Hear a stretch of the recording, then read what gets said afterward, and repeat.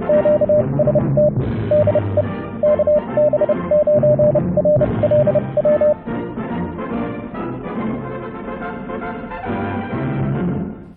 YouTubers and fellow hams.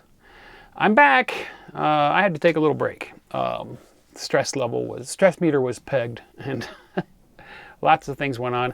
I'll talk about some of it in the travel vlog that I'll do before I move south here in another week or two. But today I want to talk to you about a new piece of software I ran across or somebody brought to my attention. I can't remember if it was on Patreon or a video comment. I might try to find that and reference it here, but it's an SDR program called SDR++, and it's an open source, multi-platform, cross-platform project. We'll go look at the releases page here in a minute. I believe it's available for not only Linux, but Windows and Mac, and probably runs fine on Raspberry Pi as well. But it's a nice new program, so let's go take a look at it and talk about it.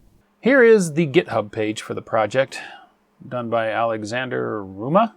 Oh, I'm sorry, Alexander. I'm not sure how to pronounce your name. Anyway, pretty standard looking GitHub, and the build instructions for it are pretty straightforward. We'll get to that, but you don't have to. There's a bunch of pre-compiled binary releases. If we scroll down here past the code and get to the information, here we go. Some information about it and installing. This is what we wanted to get to. So there's this link here, the releases page, and if we go to that, we will find that there are binary installers and packages for several OSs here. We've got several flavors of Linux, raw Debian, Ubuntu. Now, I was able to install just fine using these debs. I'm running Pop! OS based on Ubuntu 20.04, and I think I used this Focal, which is, they use the names, Focal, Groovy, instead of the versions. So I think in the version numbers, I had to go and figure out which was which. But anyway, this deb installed just fine on my system and the program worked. But we also find here that there is a Windows installer and a Mac OS installer. So you can go right here to this releases page and download the package for your system and install it. Or you can build from source. Let's go back here to the main page. And building from source, they give you very, very nice complete descriptions here. So you can follow their instructions to build the package from the latest source code if you choose to, and that'll work just fine as well. But I'm sure most of you will just go to that releases page and install the release directly. I'm going to scroll down here past the installation instructions because there is some interesting information. Here we go. He has information here about the state of each of the source packages, whether they're built in by default, whether they're complete, and so on. But we can see that they have direct support built into the program for the Air Spies, Blade RF, Hack RF, Lime SDR, RTL SDR, and SDR Play. They build in support for SDR Play and for Soapy. So, and Spy Server and Pluto SDR. So they've got quite a bit of built-in support for various SDR hardware. If you're on Linux, built-in support for Soapy gets you a few others. So by default, the program should work with most of the SDR hardware that's out there. There's more information down here and a troubleshooting section too. There is one problem that I ran into that they don't talk about here. I think you should probably add it. If you're under Linux, this program depends on a package called RTAudio, which I think stands for real-time audio. And the default version of RTAudio on most of the, well, at least on 20.04 and probably the previous releases of Linux, causes a stutter in the program on audio. And you have to download and build the newer version of RTAudio for Linux in some cases. So if you go to run the program and the audio starts not stuttering, but sort of, it's an intermittent sort of blank to the audio. So like that, it just sort of cuts in and cuts out. The fix for that is to update your RTAudio, and that's pretty easy to do. To fix RTAudio, I ran across instructions on their forum. They're pretty easy to follow. First, you need to clone the repo for the new version of RTAudio, and the command to do that is this: git clone with the address. I will copy these steps out and put them in the video description, I think, so you can easily follow them. But basically, you use git clone and the address for RTAudio at cd RTAudio, and that will clone the newer version of RTAudio onto your computer. Then you need to create a directory named build and cd into it, and you do that with mkdir build at cd build. And then you just have to build the project. Cmake the project. Cmake is my favorite build framework. It's real easy to work with. But it gives you the command here. So after you change into the build directory, you would type cmake -dcmake path user audio jack off.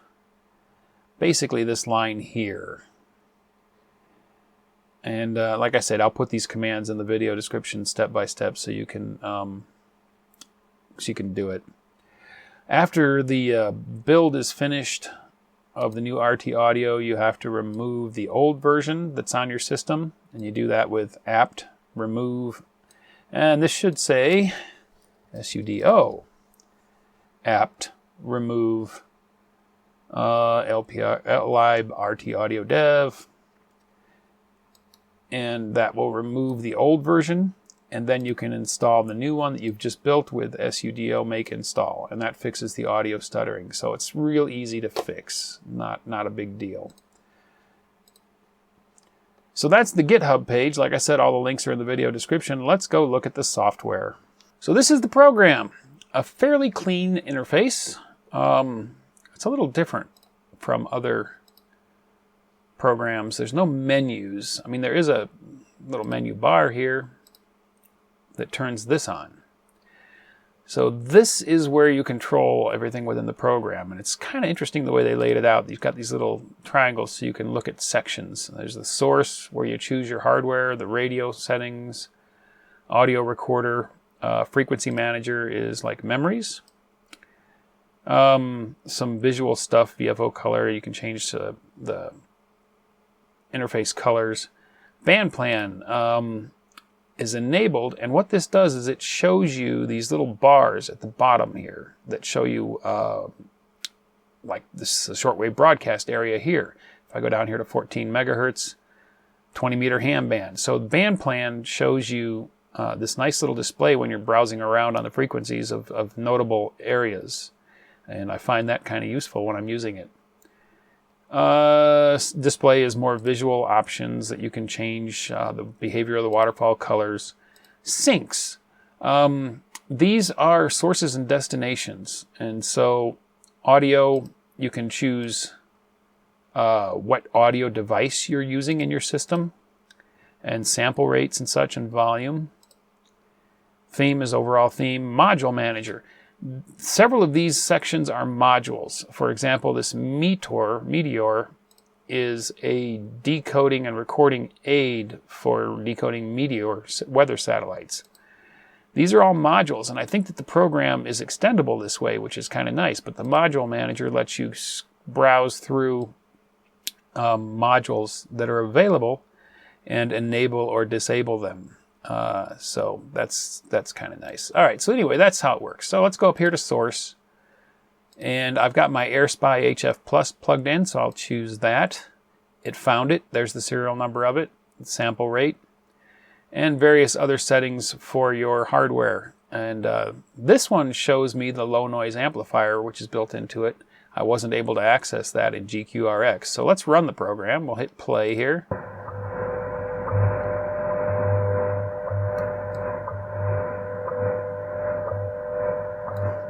And you can hear it's receiving WWV.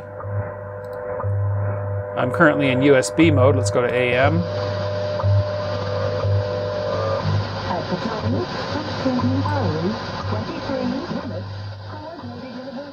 That's WWV in Hawaii. And I can barely hear the one in Colorado. So I'm hearing Hawaii better than Colorado this morning. All right, I'm going to turn that down. So, yeah, pretty straightforward display. The way that the program works, usability-wise, is pretty straightforward. I mean, you can do things like, what's this signal over here? Let's just double-click on it. Whoa, it should have tuned to it, but it jumped way over here. Why's that? Let's click on it again. Nope. It shifted in a weird way. What's going on here? Okay, so for example, 15 megahertz right on the button. Here is WWV. I'll click on it. It went to it. Hey, it worked that time. Okay, 15.1, a little over that. Let's click on that. No, that jumped way up to 15.2. What's going on here? Well, this is, I think, one of the bugs in the program. There you can see I clicked on 15 megahertz and it jumped down to 14.7. You see this little bullseye here? This changes the behavior of the waterfall relative to your decoder. Okay, so this is the station decoder, or the radio decoder. And you can see it's acting all kinds of weird. It's shifting all over the place. That only happens in this bullseye mode. Let me get back to WWV. If I click this, it switches to this back and forth arrow. And what this refers to is the way that this is behaving. So right now, if I shift my frequency, I'm shifting the receiver, but not the waterfall until I get to the edge of it, and then it jumps an entire section. If I put this on bullseye, then the receiver stays in the middle, all right? So if I shift frequency, it shifts under the receiver. The receiver always stays central to the display. Usually I run it in this mode because I like to keep my receiver center and see what's going on below and above in frequency. If I'm in this mode and I'm shifting my receiver around, but I'm not shifting the waterfall. So if I tune down to see what this signal is over here, I can't see what's below it. So I like to run on the bullseye, but in the bullseye, that tuning bug seems to occur. If I'm in this pan mode and I click on 15 megahertz, boom, my receiver jumps to it. If I click on this station here, my receiver jumps to it. And properly, right? So I think this is a bug. I think this is definitely a bug in this bullseye mode, which I prefer to operate in because, like I say, I like to see what's below and above what I'm listening to. But if I click on a signal here at just above 15.1, oh, it did it right that time. All right, so let's click back on 15 megahertz. And it jumped to 14.876 for some reason instead of where I clicked. So this is definitely a bug in the program. It's got some rough edges, but hey, it's new software. I'm sure that they will fix it. So anyway, pretty straightforward as far as controls. I'm using the mouse scroll wheel up here to shift these numbers and tune to a specific frequency. I like to use the scroll wheel on the mouse because I don't have to do much. I mean, I can sit back listening to stuff and I can just scroll around and stuff. That doesn't work universally though. For example, if I want to adjust the filter, right now our filter is, here it is here. This is our receive filter and it's 12.5 kilohertz. If I want to adjust that, I can't use the scroll wheel. That scrolls the window. I have to come over here and use the minus and plus, and that only goes 1 hertz at a time and with 1 speed, so that's not really practical. If I want to change the filter manually, I got to type it in. So let's go to let's say 5 kilohertz. And it jumped to 6 for some reason. It didn't want to take the 5 that I put in there. Of course, we can still drag things up here. All right, so if I want to zoom in on that, here's the slider to zoom in. And again, the mouse scroll wheel doesn't work here. I'm turning the scroll wheel, nothing's happening. So I note to the author, it'd be kind of nice to add mouse scroll wheel functionality over here to quickly zoom sliders and things. Or even better yet, in the main window. If I was like down here where the frequencies are and I use the scroll wheel, okay, that works, right? I'm scrolling the frequency around. But if I'm up here, it still does, but it doesn't move my receiver. It's just a little different. I'm used to the way GQRX operates, but that's okay. That's not a big deal, really. So these sliders, zoom, obviously zooms to waterfall. Max and minimum are kind of like the gain of the waterfall. If I adjust minimum here up, you'll see that that's bringing the lower part of it up. I'm bringing the noise floor way above. And I can drop this down to where the noise floor is right at the bottom. And you can see the colors changing in the waterfall. So it's kind of like gain on the waterfall. Max is kind of the scope of it. How far up does it go? So you can adjust that to your liking while you're receiving. That's an interesting approach. I kind of like it. I just wish that the scroll wheel worked over here. Other than that, it's a pretty straightforward program. Seems to work pretty well. Just a usability thing, I do wish that they would average the spectrum scope. It's frantic. It's very fast and responsive, which you might like. I don't. That's kind of hard on my eyes. Let me bring the minimum up so you can see more of that. So it's nice that it's quick and responsive, but look at that. You see how that was just... It's too frantic. For comparison, let me just for comparison.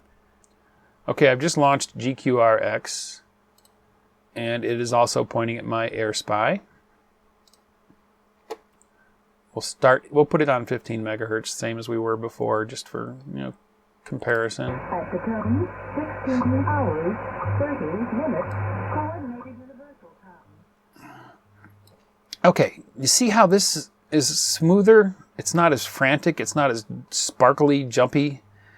I prefer that. I mean, this is easier for my eyes to look at. You can still see the signals and the peaks, and it's still responsive. It's just smoothed a little bit. Not quite as frantic.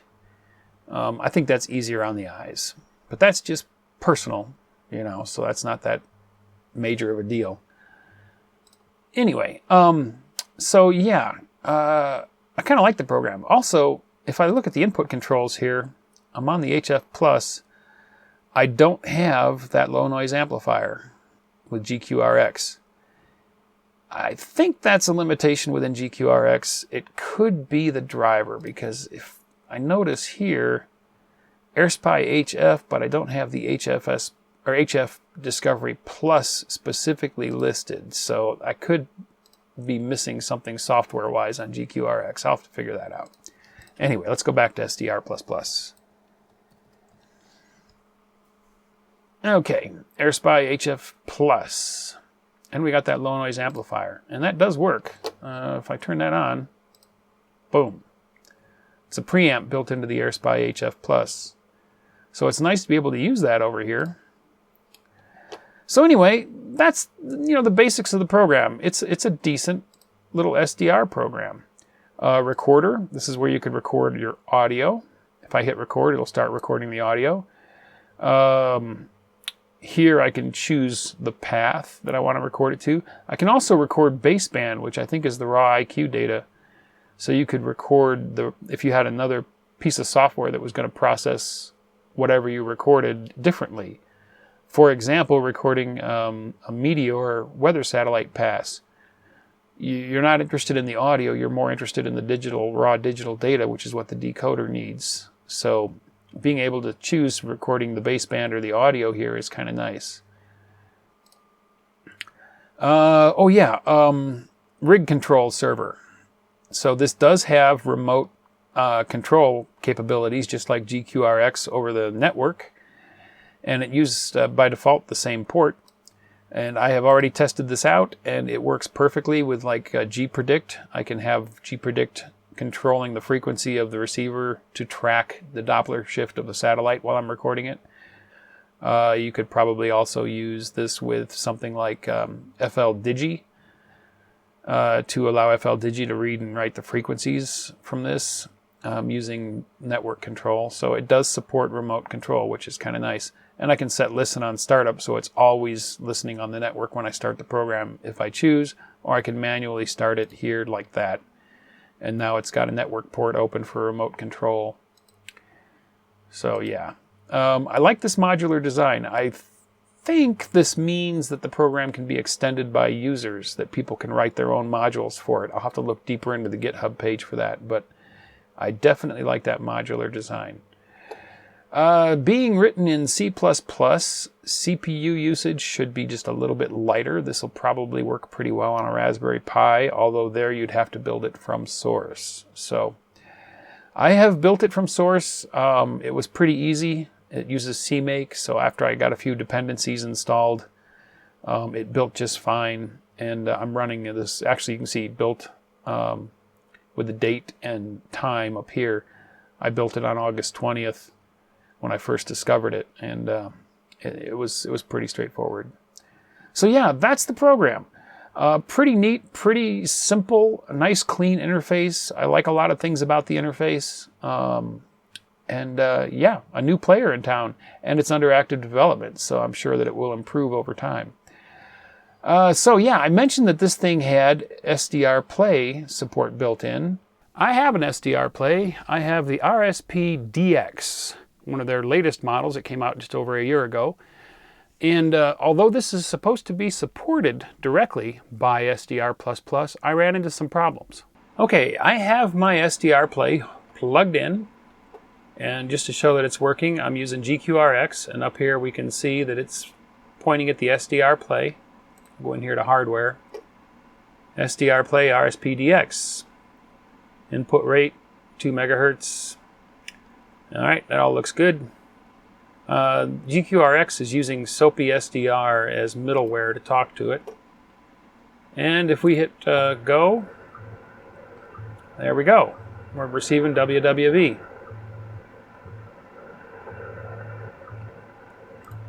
Signal's not all that strong, but I'm plugged into the mini whip instead of the chameleon vertical, just for convenience sake during this segment. It doesn't matter. The antenna doesn't matter. It's working. So let's go run SDR++.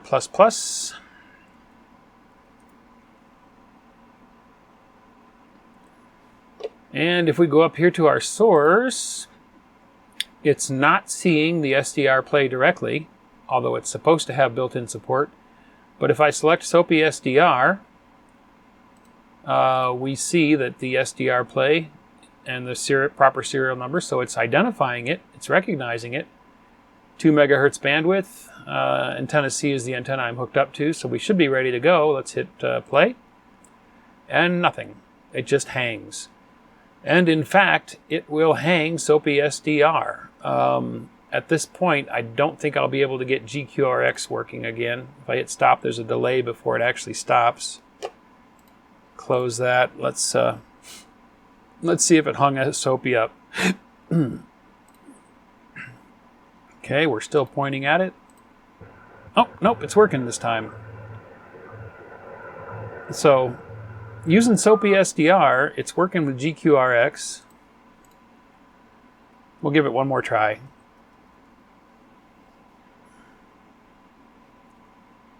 Yep, I'll hit refresh just for the heck of it, and we'll go up here and we'll look at our sources. And we're still not seeing the SDR Play directly. On an earlier build, it did show up, but it wouldn't receive properly. It was just a full waterfall of yellow. It wasn't discerning any signals at all. But anyway, Soapy SDR, SDR Play, go. Nothing. It just hangs. And I'll click, 3, 2, 1, click on stop, and you can see there's about a half a second delay before it comes back out of it. So there appears to be a bug with the SDR Play or the Soapy SDR support presently in SDR++. Now this is version 1.03. I haven't checked to see if they've got a new one out this week, but I'm sure that there'll be updates. So there you go, a new player in the SDR market space. What is market space? A new player in the SDR sphere. How's that? Yeah. I think it's going to be a pretty neat program. I'm looking forward to seeing what they do with it as it moves forward. And it's in active development, so I'm sure that some of those bugs I showed you and odd behaviors that I showed you might be addressed or changed in the upcoming versions. So as usual, relative links are in the description below. There's a link to the GitHub page, the releases page. So I hope you enjoyed that, and we'll see you in the next video. Thanks for watching. If you enjoyed the video, don't forget to give it a thumbs up. Also, if you're not already a subscriber, click to subscribe. Join us on the Facebook channel for discussion about the videos. And if you'd like to help support this channel, please click to support me on my Patreon page.